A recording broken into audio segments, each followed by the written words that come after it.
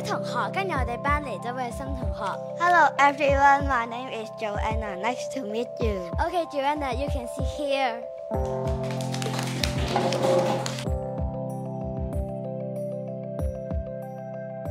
我哋而家要開始中文默書啦。Joanna，請講。 Teacher, I am so nervous. It's like my heart is in my mouth. 點解個心會喺個口度嘅 ？My heart is in my mouth 其實係好緊張嘅意思。哦，我明白啦。聽日早上我會派中文默書紙。今次同學們嘅成績都唔係好好，大部分都冇合格。Oh no, I am not good at writing Chinese stories. I am butterfly in my stomach. 吓，蝴蝶喺個胃度。唔係嘅，插班生意思係佢好緊張。原來我哋都誤會咗插班生啦。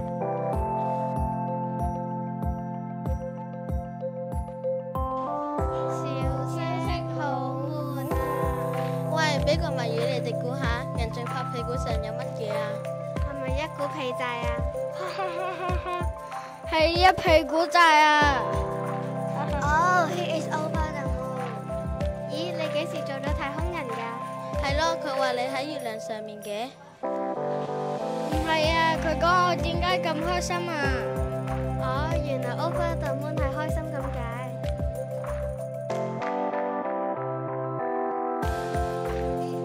哎呀，7月6咁大雨，我都想體育堂啊！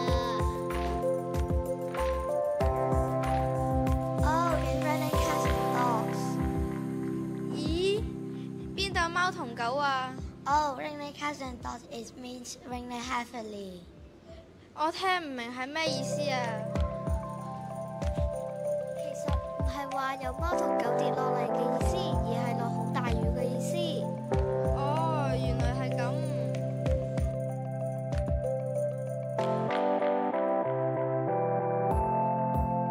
小息時，同學見到插班生溫書。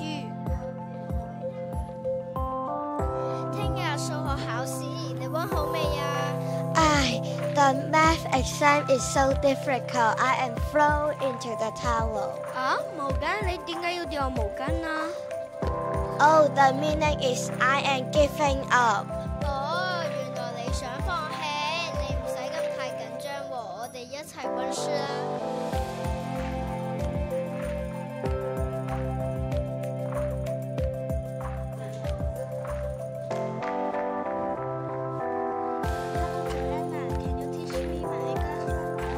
Okay.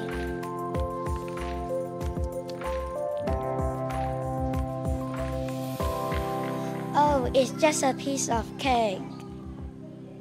咩啊？蛋糕？你生日啊？冇蛋糕食啊？